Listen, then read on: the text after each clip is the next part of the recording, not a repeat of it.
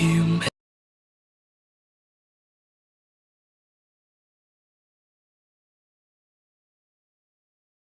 Itulah yang sudah kita pelajari, bagaimana kita telah memahami model belajarnya orang Yahudi dan korelasinya bagi gereja masa kini. Baik, saya sudahi, mungkin kita bisa bertanya jawab. Saya kembalikan kepada Pak Kris. Tuhan Yesus memberkati. Amin, puji Tuhan, terima kasih, Tuhan berkati. Berita Wahyu. Terima kasih Bu. Sebelum ini memang ada sesi tanya jawab. Saya berapa kali terlempar ya, makanya mungkin karena nama ini. Jadi saya coba ganti nama lain. Ada pertanyaan jadi begini. Di dalam Ulangan pasal 6 ayat 4 itu kan kita tahu bahwa kalimat syahadat ya. Shema Yisrael Adonai Eloheinu Adonai Echad. Nah, kata di situ yang tadi saya sudah dapat dari penjelasan Ibu, itu kata taat. Tapi dalam bahasa Indonesia dia menerjemahkan menjadi shema atau dengarlah. Nah, ini kalau kita hubungkan dengan Roma pasal 10, di situ juga iman itu muncul atau timbul dari pendengaran. Bagaimana Ibu menjelaskan? Apakah ini korelasinya kuat begitu, Bu?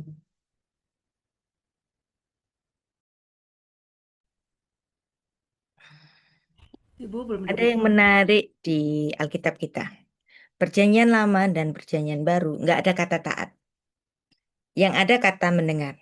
Kalau ada kata taat, kalau ada kata obey, itu berasal dari kata shema. Nah, saya menulis bahasan mengenai kata shema di sini. Nanti Anda bisa membacanya di Sarapan Pagi Biblika untuk membuktikan memang betul-betul Alkitab itu nggak punya kata taat, nggak ada kata taatilah atau patuhilah, itu nggak ada. Tapi adanya apa? Adanya dengar. Nah, ini menarik. Bukankah semua agama-agama di dunia itu mencetak umatnya itu untuk menjadi umat yang taat, kan? Tetapi di Alkitab kita, perjanjian lama maupun perjanjian baru, nggak ada kata taat. Kalau ada kata taat itu berarti kata yang ada di terjemahan, baik terjemahan Kristen maupun terjemahan bahasa Indonesia maupun bahasa Inggris. Tapi bahasa aslinya, baik Ibrani maupun Yunani, itu nggak menggunakan kata taat.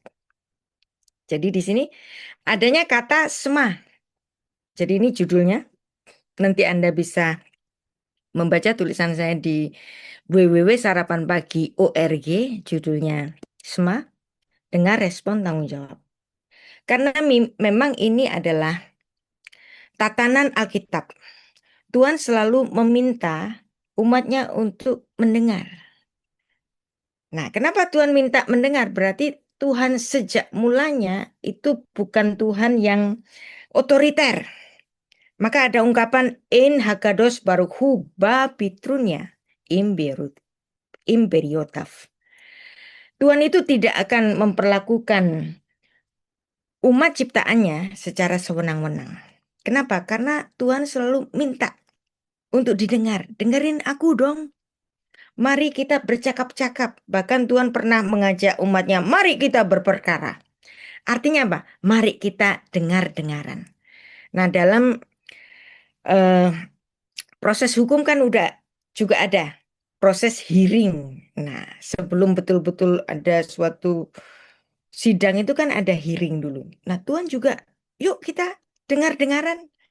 Dulu kita sering dengar ada guru-guru sekolah minggu suka berdoa untuk menjadi murid yang dengar-dengaran. Itu Alkitabiah banget. Karena memang Alkitab itu nggak ada kata taat. Kalau ada kata taat itu sebenarnya terjemahan dari kata shema di sini. Kata shema di sini itu artinya luas. Dia bisa dalam artian dengar, dalam juga dalam ranah merespon, dan ketika dia sudah merespon, di situ ada proses tanggung jawab. Ya, tentu saja ini ada bahasan tersendiri karena kata shema itu adalah kata yang sangat dalam maknanya, ya, makanya perlu ada bahasan tersendiri untuk Shema di sini Anda bisa membacanya dalam artikel ini.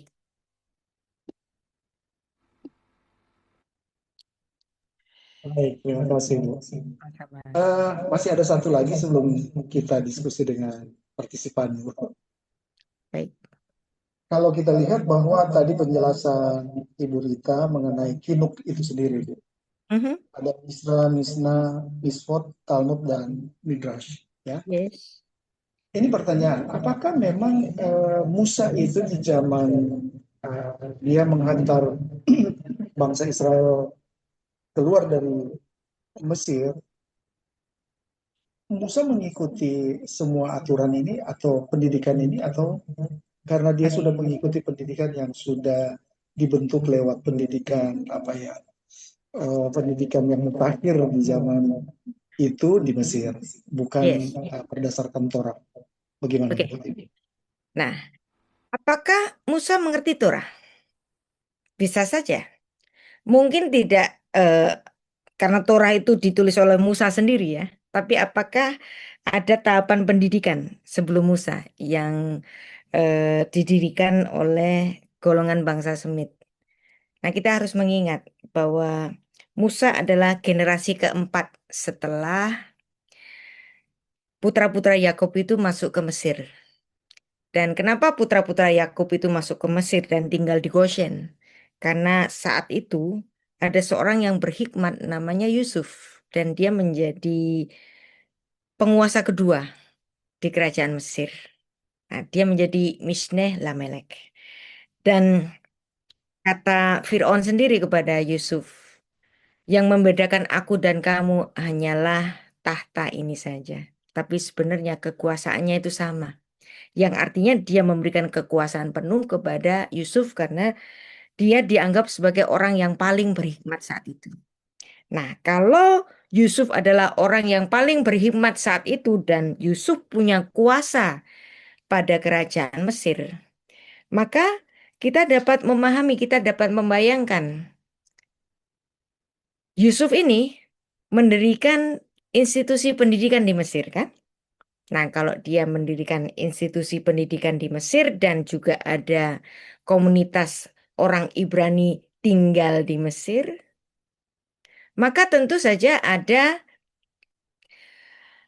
literatur-literatur berbahasa Ibrani juga kan?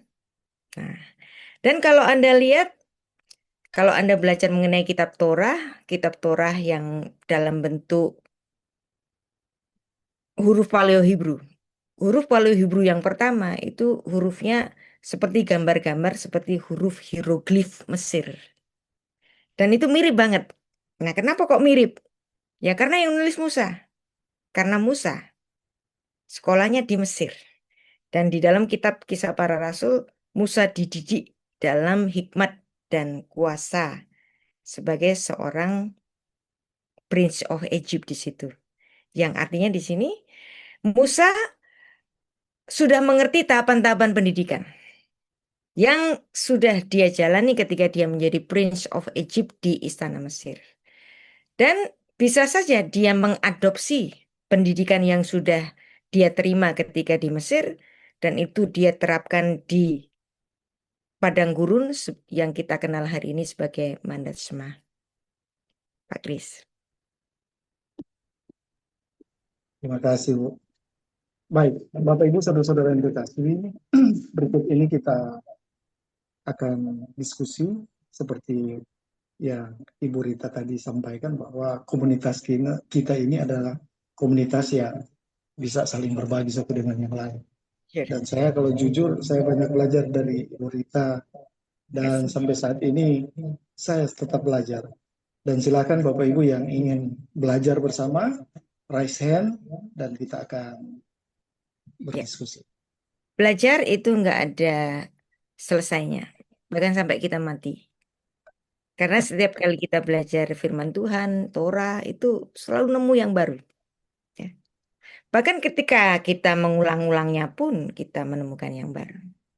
Silakan Pak Jenry. Kan ini ada dua, Kapten Jenry pertama dan Ibu Luciana. Silakan Ya. kan. Lihat dulu, Pak.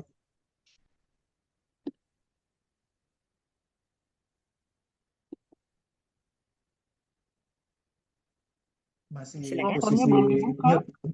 Ya, halo. Ibu Shalom Ibu Luciela, Rita, sebentar. Silakan. terima kasih untuk firman-Nya dan pelajarannya sangat bagus sekali. Minggu lalu kami belajar juga dari Rabi dan menjadi pertanyaan saya, bagaimana pendidikan Yahudi yang barusan dipaparkan, tetapi ada orang-orang Yahudi yang sampai sekarang malah tidak percaya sama Tuhan Yesus. Salah satu contohnya misalnya Yuval Noah Harari yang begitu canggih di dalam historinya dan artificial intelligence. Kira-kira unsur pendidikan yang diterima dengan cara Ibrani Oke, itu bagaimana, Bu? Makasih. baik. Nah, ini kesalahan kita semua. Kita menganggap orang Israel hari ini itu seperti orang Israel pada zamannya Tuhan Yesus. Israel hari ini itu bukan seperti Israel pada zamannya Daud, ya. Mereka adalah negara sekuler dan 30%-nya itu orang-orang ateis. Yuval Noah Harari itu juga orang ateis. Jadi banyak orang ateis di sana. Jadi kalau kita nganggap mereka seperti zaman Daud, nah ini kita yang salah. Dan kita harus membedakan eh, Judaism as belief dan Zionism as politik. Nah, negara Israel itu bukan negara agama, maka orang Kristen juga perlu belajar banyak bahwa Israel bukan negara agama. Ya. Kenapa sekarang kalau memang yang ditanyakan kenapa orang Yahudi nggak percaya Yesus, berarti di sini kalau yang ateis udah lupakan karena memang dia ateis seperti Yuval Noah Harari. Tapi bagaimana orang yang belajar Torah seperti para rabi, tapi kok nggak percaya Tuhan Yesus? Nah, karena memang orang Yahudi pada zamannya Tuhan Yesus dan orang Yahudi hari ini itu sama. Ada Yahudi yang percaya Yesus, ada Yahudi yang tidak percaya Yesus. Nah, bahkan pada zaman Tuhan Yesus dulu apa? Tuhan Yesus bahkan disalib kan? Nah, sama juga hari ini. Ya. Jadi kalau ada tentara Israel yang ngebomin gereja gitu, terus ada yang juga merusak relief-relief gereja, ya sama itu juga yang terjadi, kekerasan yang terjadi saat itu, saat dulu. Nah, kenapa mereka nggak bisa percaya Yesus Kristus? Karena sebenarnya di dalam Judaism sendiri itu ada satu pemikiran bahwa seorang Mesias itu yang akan mengembalikan kejayaan kerajaan Israel seperti zaman Daud atau Salomo. Pada zaman Tuhan Yesus diinginkan untuk dapat membebaskan orang-orang Yahudi dari Emporium Romawi. Dan itu juga yang diinginkan oleh Petrus, yang diinginkan oleh Yudas Iskariot kan? Makanya Petrus pernah mengatakan sekali-sekali itu jangan terjadi padamu ketika Tuhan Yesus menyatakan penderitaannya bahwa Sang Mesias itu harus mati, sengsara, mati dan nanti bangkit pada hari ketiga. Dan Petrus mengatakan sekali-kali jangan itu terjadi padamu dan Tuhan Yesus menegur Petrus dengan enyahlah iblis. Karena memang itulah yang ada di pikiran orang-orang Yahudi bahkan sampai hari ini. Orang-orang Yahudi hari ini menginginkan Mesias sesuai dengan standarnya sendiri.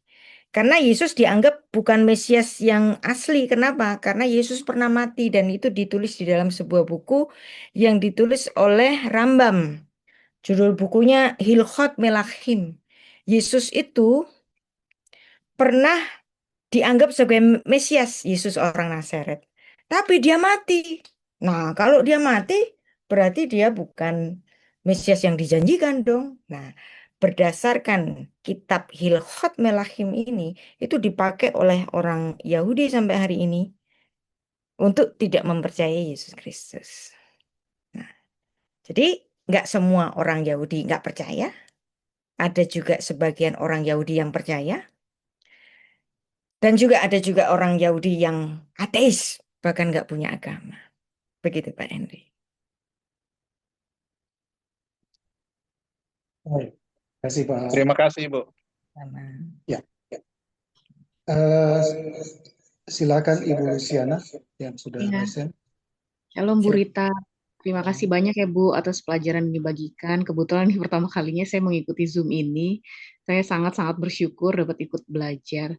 Tadi menarik yang Ibu sampaikan, sebelum anak diajar oleh seorang rabi, dia harus diajar dari sebuah keluarga. Pertanyaan saya, bagaimana dengan anak yang keluarganya disfungsi, tidak lagi berperan gitu ya, Bu? Salah satu contoh yang lagi hits nih sekarang nih, kata-kata fatherless gitu ya, dan sebagainya gitu. Jika keluarga gagal menjalankan perannya, siapa yang seharusnya hadir, Bu, untuk mengisi kekosongan tersebut? Dan apakah gereja, sekolah, atau komunitas memiliki tanggung jawab dalam pembentukan karakter anak itu? Terima Ya, kasih, Bu. Tuhan ya. memberkati. Nggak semua keluarga itu komplit. Ada yang mungkin ibunya nggak ada yang bapaknya nggak ada. Tapi di sini kita bisa melihat bahwa siapapun bisa berfungsi untuk sebagai ibu atau sebagai bapak. Misalnya ketika dia tidak memiliki ibu, nah seorang bapak juga bisa memfungsikan dirinya sebagai ibu. Tentu saja ayat-ayat yang tadi kita baca adalah ayat-ayat di dalam keadaan normal. Tetapi seorang nenek juga bisa berfungsi sebagai ibu. Seorang kakek juga bisa berfungsi sebagai bapak. Jadi yang kita baca tentu saja itu konteksnya konteks normal. Dan tentu saja komunitas orang-orang beriman itu juga bisa eh, menjadi bapak bagi anak-anak yang terlantar. Makanya di dalam Judaism itu ada mereka didorong untuk melakukan imuds. Imuds itu apa? Adoption, adoption. Jadi orang Yahudi itu didorong untuk melakukan adoption, imuds, sebagai penguat sebuah keluarga. Yang dimana seorang bapak ketika dia membesarkan seorang anak, maka dia juga secara hukum Yahudi itu terhitung sebagai bapak yang melahirkannya. Nah, nah di sini hukum-hukum semacam ini itu adalah untuk memberikan satu jawaban bagi keluarga-keluarga yang kadang-kadang tidak sempurna atau anak-anak yang lahir dengan tidak memiliki kelengkapan ayah dan ibu. Nah, maka penting bagi kita semua memiliki komunitas yang baik supaya kita saling menyokong anak-anak yang terlantar ada yang menjadi walinya. Begitu Ibu Luciana. Baik, Bu. Terima kasih. Oke, terima kasih Ibu Luciana. Berikut kita, Ibu, saya mau tanya, masih ada kesempatan? Silakan. Oke, terima kasih. Yang pertama Pak George Timotius dan sesudah itu Pak Henry. Silakan Pak George.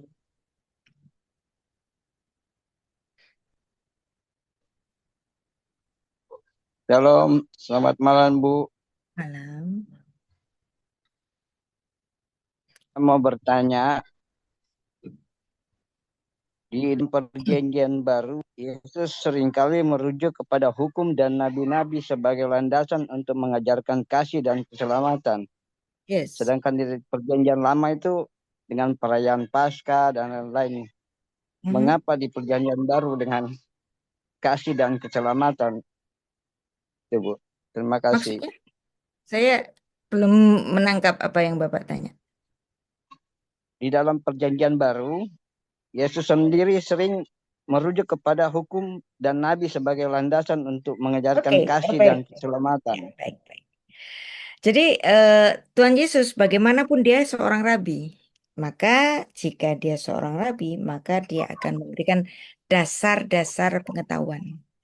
Dasar-dasar pengetahuan bagi pendidikan orang Israel tentu saja berdasarkan dari nabi-nabi terdahulu, dari leluhur-leluhur terdahulu. Nah, maka Tuhan Yesus juga mengutip tulisannya Musa, Tuhan Yesus mengutip kisahnya Abraham dan seterusnya. Karena Tuhan Yesus tentu saja ketika mengajar, dia tidak langsung mengajarkan hal yang baru. Tentu saja Tuhan Yesus akan mengintroduksi setiap pengajarannya dari apa yang diketahui oleh orang-orang Israel sesuai pada zamannya. Demikian juga kayak saya hari ini. Kan saya nggak langsung bahas main antem saja mengenai topik, kan selalu ada introduksinya. Nah, introduksi itu Tuhan Yesus memperkenalkan pengajaran-pengajaran dari para rabi atau para nabi sebelumnya yang kemudian Tuhan Yesus ini memberikan suatu penambahan-penambahan. Misalnya kayak begini. Tuhan Yesus mengutip sebuah eh, perintah yang ada di dalam 10 hukum. Misalnya begini. Ada perintah jangan berzina. Lalu Tuhan Yesus memberikan keterangan setelahnya. Yang artinya Tuhan Yesus pasti mengutip pelajaran sebelumnya. Lalu kemudian Tuhan Yesus memberikan koreksi pada pelajaran itu dengan menambahkan pengajaran yang baru.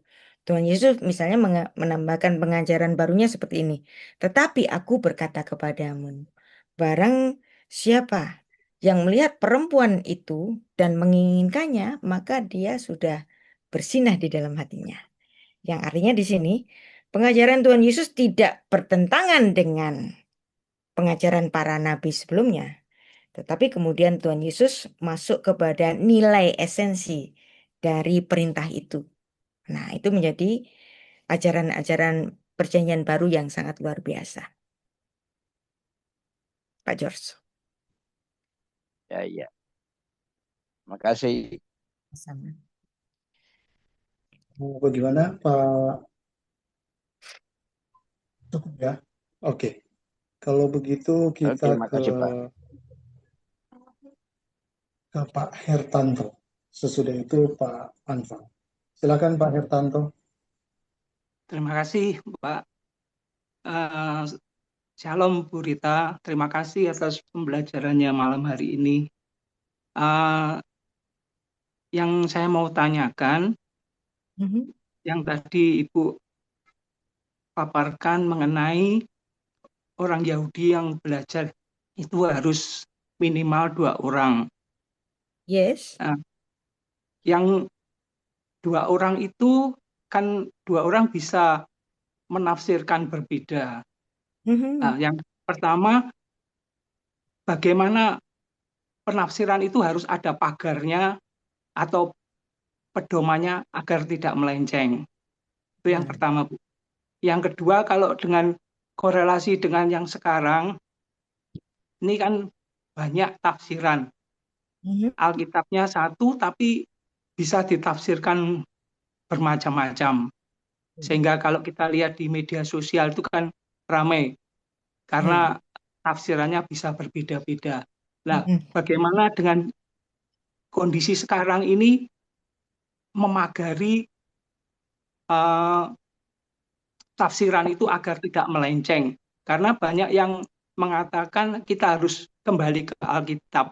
Tapi kita perlu juga tahu Alkitab yang mana, karena tafsirannya berbeda-beda. Terima kasih, Bu. Selamat malam. Baik. Alkitab bagaimanapun satu, tapi interpretasinya bisa berbeda-beda. Dan orang Yahudi sendiri mengatakan Torah itu memiliki 70 wajah. Berarti Torah bisa ditafsirkan dalam 70 wajah yang berbeda. Bahkan seperti ini.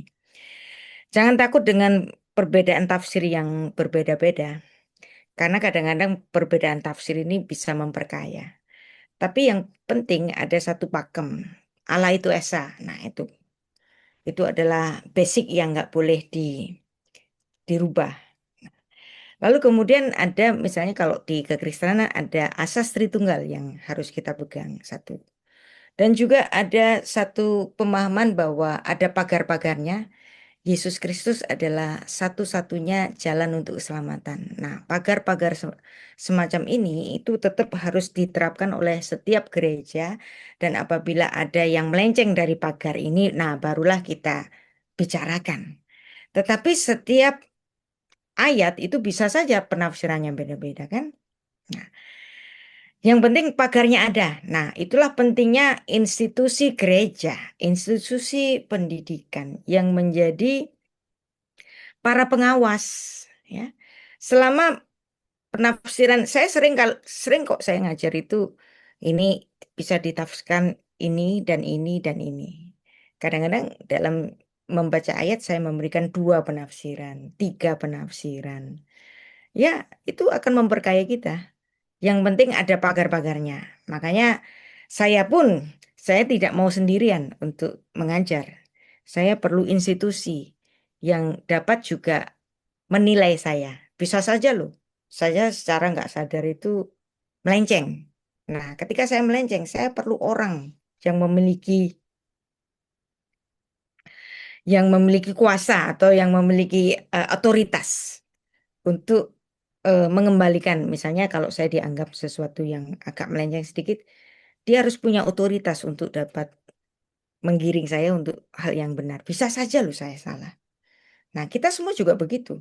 Makanya itu penting bahwa belajar Alkitab pun nggak bisa sendiri. Ya, apalagi sekarang kita salah ngomong bisa dibully banyak orang kan. Nah, saya dulu juga sering, dulu awal-awal saya mengajar itu banyak pembulian, tapi saya mencintai. Dulu kaget ketika saya dibully. Nah, pada akhirnya saya bersyukur, saya pernah dikoreksi. Nah, itu membuat saya lebih berhati-hati. Nah, itu yang disebut yang sudah kita baca tadi bahwa besi itu menajamkan besi. Manusia menajamkan sesamanya.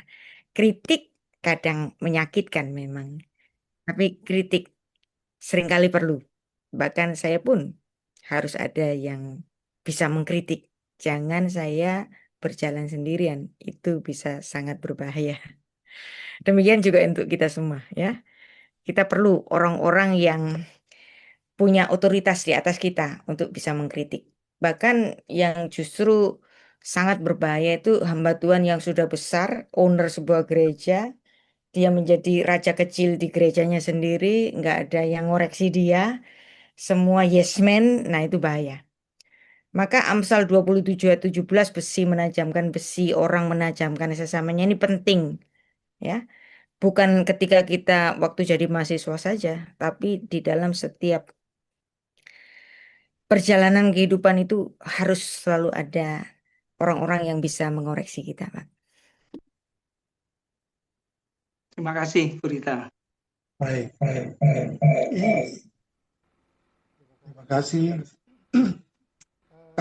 Berikut Pak Anfal, silakan Pak. Ya, terima kasih Ini Pak. utang saya ya. Kemarin Masih lebih ingat kena ya Pak. waktu. Silakan Pak. Oke, baik, terima kasih. Salam, salam Bu Rita, salam kenal. Saya sering melihat Bu Rita di YouTube ya, dan Terima kasih. saya termasuk penggemarnya ini.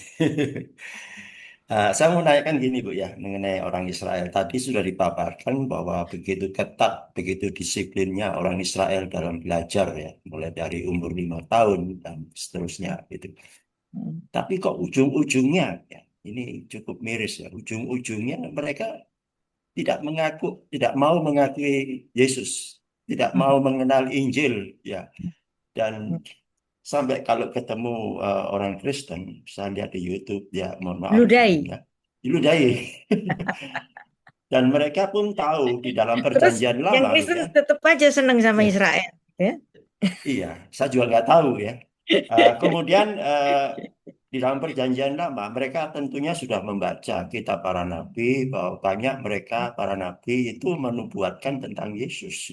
Dan kok sampai sekarang orang Kristen hanya tadi disebutkan 0,2% ya banyaknya. Ya. Itu pun sangat miris ya. Kemudian pertanyaan yang kedua Bu ya, apakah hukum Taurat terutama 10 perintah itu hanya untuk orang Israel, Pak? Bu, benar apa enggak itu? Terima Betul. kasih. Ya. Nah, hukum Taurat itu memang untuk orang Israel saja. Ya, saya ada bahasan mengenai itu, Taurat untuk Israel. Memang untuk Israel, bukan untuk orang Kristen. Nah, terus orang yang Kristen bingung. Orang Kristen Kalau hukum Taurat tidak boleh berzina, emang orang Kristen boleh berzina? Orang Kristen nggak perlu perincian hukum Taurat. Nah, mulai kitab Kejadian sampai kitab Ulangan itu perintah-perintahnya kalau ditulis itu semuanya jumlahnya ada 613. Dan ketika Tuhan Yesus hadir, Tuhan Yesus merangkumnya menjadi 2 hukum saja. Dan 2 hukum ini sudah cukup. Nah, misalnya demikian. Kita tidak akan nyuri milik teman kita karena kasih. Ya. Seorang pejabat dia tidak akan korupsi karena kasih. Seorang laki-laki tidak akan mengambil istri sesamanya karena kasih. Seorang suami tidak akan berselingkuh, tetap setia kepada istrinya karena kasih. Loh, cukup kan hukum kasih? Maka nggak perlu diperinci. Tapi kenapa dulu Torah itu kok harus diperinci?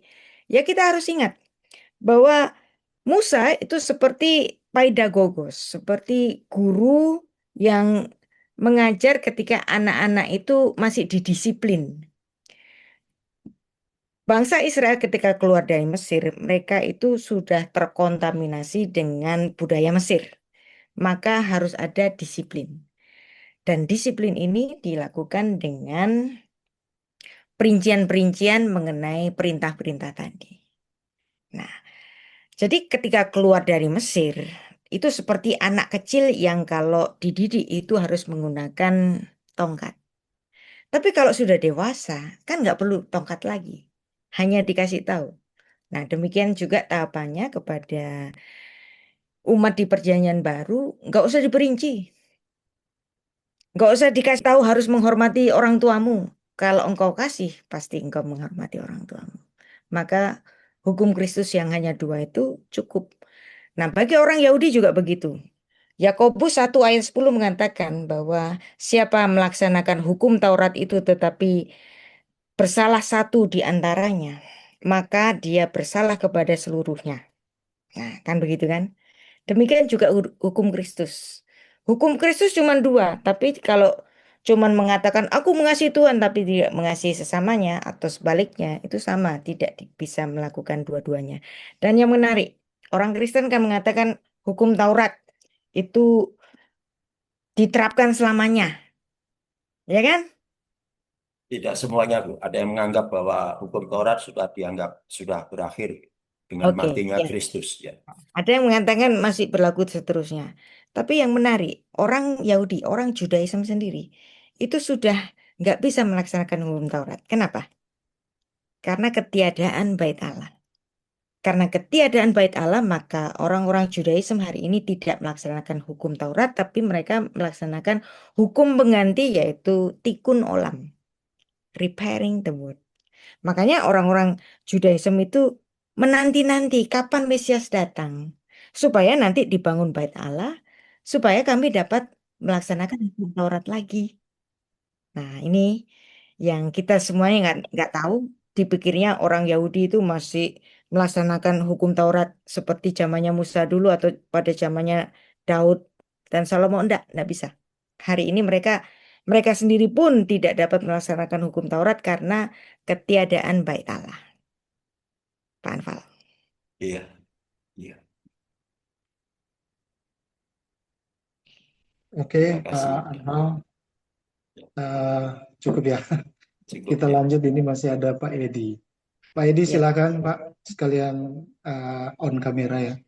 Oke. Ya, Jadi selamat silakan. malam. Shalom Ibu Rita, salam kenal saya Pak Edi di Besle, Bu. Tinggal. Ya. Tadi Ibu mengutip Ulangan 6 ayat 4 ya. Ya. Kalau terjemahan di Perjanjian Baru, terjemahan baru itu dengarlah, hai orang Israel, Tuhan itu Allah kita, Tuhan itu Ya. Islam. Hmm. Nah, kenapa nama Yahweh dihilangkan? Oke. Kalau terjemahan lain Yahweh muncul, Bu. Oke. Baik. Nah, jadi Saya kan kita, sebentar, Bu. Jadi kita seolah-olah nama ini ditutupi, Bu, di oke. cover supaya nggak orang tahu gitu. Mm-mm. Nah, itu pertanyaan saya, Bu. Terima kasih, Bu Baik. Rita. Saya punya kelas tersendiri untuk membahas nama Yahweh, ya. Dan Bapak Edi harus tahu, nama Yahweh itu bukan bahasa Ibrani, karena orang Ya, Yahudi nggak mau menyebut nama Yahweh, ya. Mereka menyebutnya Hakados Baruch Hu, atau mereka menyebutnya dengan Hashem atau Adonai. ada Nah, lain. kita baca ayatnya ya. Kita baca ayatnya. Ya, tahu. Ulangan 6 ayat 4. Shema Israel, Adonai, Eloheinu Adonai Echad. Nah, di sini ada 4 huruf suci. Ya. Saya tadi nggak baca Yod He Vav He walaupun hurufnya Yod He Vav He, Paham. tapi saya membacanya dengan Adonai. Atau saya membacanya begini. Shema Israel, Hashem Eloheinu, Hashem Echad. Kenapa saya membacanya begitu? Karena ini adalah tata krama. Kemudian di dalam bahasa Indonesia, kata Yod He Vav He ini, huruf 4 huruf suci, yang orang Israel tuh merasa, aku ini orang berdosa. Aku gak layak untuk menyebutkan ini, karena mulutku Ya, kotor, aku orang berdosa. ya. Maka kemudian huruf suci ini disebut dengan kata yang lain. Nah, kalau Anda belajar bahasa Ibrani, Anda akan membaca di sini ada seva, di sini ada vav di sini. Ini sebenarnya adalah titik-titik vokal untuk Adonai. Nah, dibaca Adonai. Dan Adonai ini arti dalam bahasa Indonesianya Tuhan atau Lord.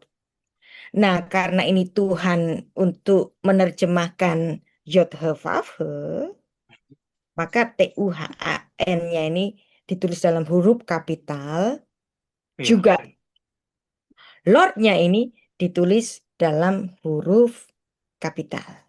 betul. Nah, jadi di sini justru bahasa Inggris King James dan juga LAI itu mengikuti tata kramanya orang Ibrani. Nah, ada memang orang Kristen yang ngotot pokoknya ini harus Yahweh, ya silakan. Saya Ya, tidak melarang, silakan. Tapi itu bukan tata keramanya orang Yahudi. Yahudi. Karena saya seorang guru yang mengajar filsafat Ibrani, maka saya harus membaca ini sesuai tata keramanya orang Yahudi. Tapi kalau ada golongan Kristen ngotot ini harus dibaca Yahweh, ya silakan. People can believe what they want to believe. Itu namanya freedom of faith. Nah, sekarang yang kedua. Kenapa Eloheinu itu disebut dengan diterjemahkan dengan Allah kita? Karena Eloheinu itu sebenarnya terdiri dari 2 kata. Elohim, akhirannya apa? Anahnu. Elohim di sini adalah bentuk plural, ya. Elohim itu bentuk plural dari sebuah kata Ibrani yaitu Eloah. Nah, kata Eloah, kata Ibrani ini itu juga merupakan kata dasar dari Elah bahasa Aram dan juga Allah dalam bahasa Arab. Dan banyak orang Kristen di Indonesia anti dengan kata Arab. Anti dengan kata Arab, dipikirnya kalau Arab itu Muslim. Enggak. Baca dong di Kisah Para Rasul pasal 2. Kristen Arab itu juga terlahir pada hari yang sama ketika Pentakosta. Ya. Nah, maka kita nggak boleh antipati dengan kata Allah atau bahkan yang disebut dengan Allah. Karena itu cuman dialek, ya. Nah, kita harus ingat Kristen Arab yang pakai kata Allah atau Allah, mereka sudah muncul 7 abad sebelum kekristenan, sebelum Islam itu muncul. Jadi kekristenan di Timur Tengah itu jauh lebih tua, 7 abad sebelum Islam sendiri muncul. Maka terjemahan yang diberikan oleh LAI di sini itu sudah sangat benar. Kalau anggap ini salah ya nggak apa-apa, baca aja bahasa aslinya, ya. People can believe what they want to believe. Ya. Tapi kalau tanya saya akan membaca ini sesuai pakem tata keramanya. Justru Kristen-Kristen yang pakai nama Yahweh itu nggak benar karena kata Yahweh bukan bahasa Ibrani, nggak ada orang Yahudi Rabbinik menyebut Yahweh itu nggak ada. Ya, kalau mereka tetap ngotot ya silakan. Ya, begitu, Fadi. Oke. Ah, saya ah, ingin menanyakan satu lagi. Hmm? Oke lah, kita tidak mempermasalahkan kata Yahweh, Yehua, Ya, Yod-Heh-Wah-Heh, atau oke. apa ya. Hmm. Apakah Ibu Rita ada satu sudut pandang lain dengan dihilangkan nama Allah ini supaya Hmm? orang tidak tahu, Bu? Oh, bukan. Ya, Hari enggak, ini, ya. Jangan oke, dibantah dulu, Bu. ya, Jangan dibantah oke. dulu. Ini sudut pandangnya. Hmm. Apakah begitu? Oke. Karena banyak orang iblis sendiri tidak suka nama ini. Enggak lah. Makanya Wah, ini saya ini jawab, oke ini nih. saya jawab, bukan saya membantah ya. Kalau saya jawab itu bukan dalam rangka membantah. Hari ini Bapak, yang namanya naskah suci itu bisa dibaca Ya. siapapun ya. Bahkan salinan dari naskah Masorah itu bisa diakses secara online. Yang artinya tulisan huruf suci ini nggak hilang kok. Ya. Yang berubah itu cuman cara bacanya saja. Dan ini para penerjemah itu bukannya menghilangkan huruf suci, enggak. Hurufnya masih ada.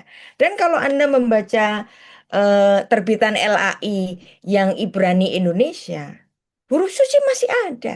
Enggak ada yang menghilangkan. Ini bukan bantahan. Yang memang Hmm. benar-benar ada kok nih, saya punya nih. Mana ada nggak di sini? Yang LAI. Oke.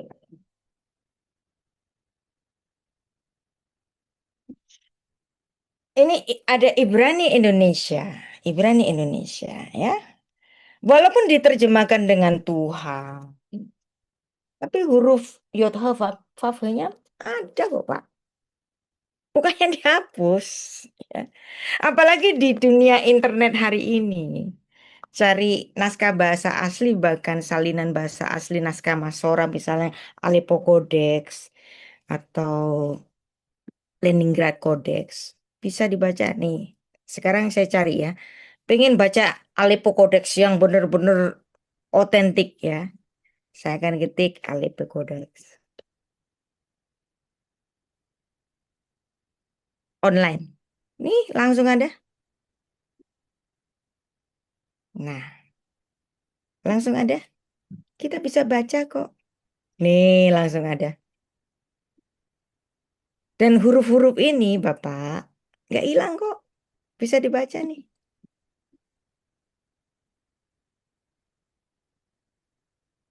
Sebentar.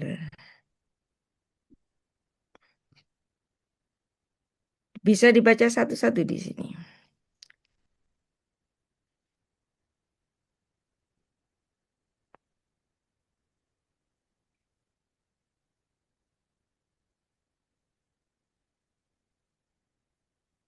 Bentar.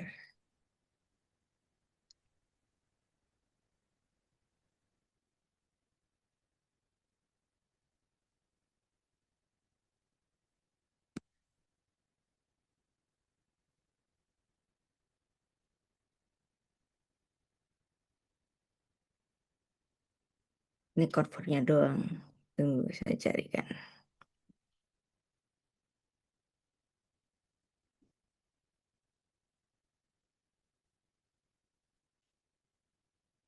Atau kita baca di sini. Eh, situsnya Judaism. Kabat ya.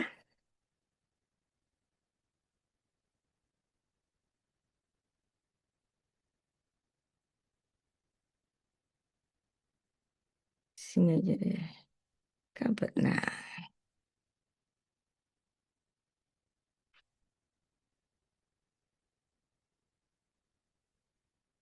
Bereshit. Yang ada Yud-Heh-Vav-Heh-nya itu chapter 2.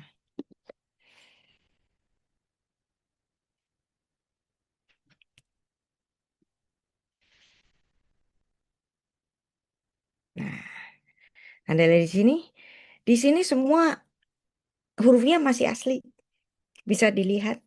Meskipun diterjemahkan dengan TUHAN besar-besar, kita bisa mengakses, bahkan LAI sendiri juga mencetak dan tidak menghapus huruf suci itu. Ya. Jadi jangan takut.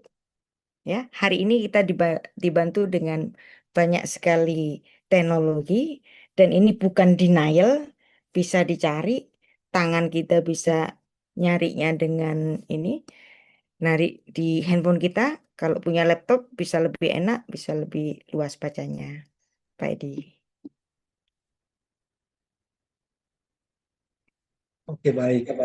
Saya pikir Pak, siapa tadi ya? Udah cukup ya untuk diskusi singkat.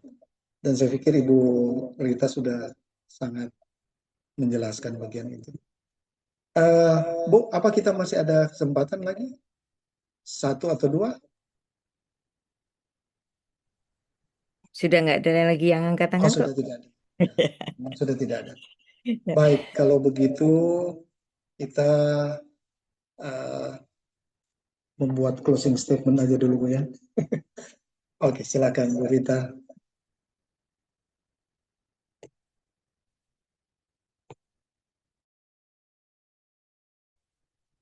Masih unmute, Bu. Masih unmute. Sorry, maaf. Baik, kita sudah belajar bersama mengenai teladan yang dilakukan oleh bangsa pilihan Tuhan yang dimulai dari satu budaya yang diterapkan oleh Moshe Rabbeinu sejak Musa 3.500 tahun yang lalu, yang menerapkan pendidikan sebagai dedication, sebagai hinuk. Dan dari hinuk muncul kata dedication, dedicatio, dan itu menyebar ke seluruh bumi. Dan memang demikianlah kita dapat melihat bahwa ilmu mula-mulanya memang dari kitab Torah. Karena Tuhan memperkenalkan hikmatnya melalui Musa, dan kita pun juga mengenal pendidikan juga melalui Musa, dan itu juga menyebar kepada bangsa-bangsa yang lainnya. Bahkan Plato pun termasuk orang yang sangat mengagumi Musa. Nah, dari sini kita melihat bahwa pendidikan mulanya dari Tuhan. Dan ketika Tuhan menjadi daging, menjadi manusia, Yesus Kristus, dia juga memberikan teladannya sebagai manusia yang setia dalam mengikuti proses.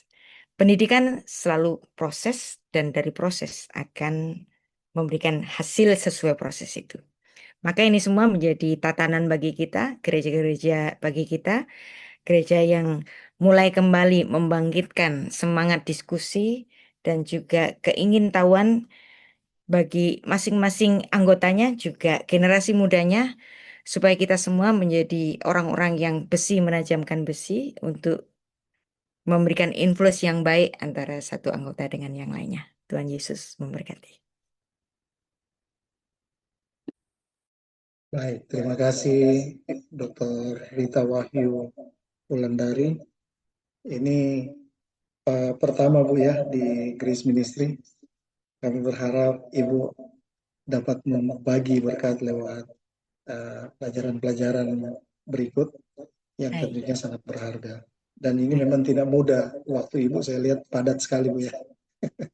Bahkan mengisi waktu di Grace Ministry ini hampir 3 bulan ini. 2 bulan lebih Bu ya. Terima kasih untuk kesediaan. Terima kasih juga untuk tim yang ada di Sarapan Pagi Biblical Ministry. Dan terima kasih untuk semua yang sudah diberikan untuk Grace Ministry. Tentunya ini bagian investasi kekekalan Bu ya. Yang nantinya ini tidak akan mungkin bisa diperoleh di sini, tapi kita akan petik nanti ketika kita berhadapan muka dengan muka dengan Tuhan Yesus. Diberkatilah kita semua. Ibu Dr. Rita Wahyu akan menutup kita dalam doa. Kami minta dengan kasih. Silakan. Bapak Surgawi, terima kasih. Ini anak-anakmu yang mengasihi Engkau, yang ingin mengenal lebih dalam tentang firman-Mu. Kami percaya Tuhan bahwa apa yang sudah kami pelajari malam ini menjadi bekal bagi kami semuanya. diberkati semuanya kami di sini, juga orang-orang yang kami kasih di rumah kami masing-masing, semuanya hidup di dalam kesehatan dan perlindungan dari Engkau saja. Terima kasih Bapa untuk kebaikan-Mu, Beshem Ha'af, Ve'aben, Ve'ruach Kodesh, Ha-Elohim Echad. Di dalam nama Bapa dan Putra dan Roh Kudus, Allah yang Esa. Amin. Tuhan Yesus memberkati. Amin. Terima kasih, Terima Bu Rita. kasih Bu Rita. Salam untuk Masih banyak Bu keluarga. Rita Terima dan kasih tim. Ibu Rita. Dan Yesus Terima kasih. memberkati. Terima kasih Bu Rita, Terima Tuhan kasih. memberkati. Terima kasih Bu Rita. Tuhan memberkati Salam Bu Rita satu. Wahyu, Jilid, haleluya. Ya. Thank you, Terima Paul. kasih. Salam Ibu. Shalom semuanya. God Terima bless. kasih.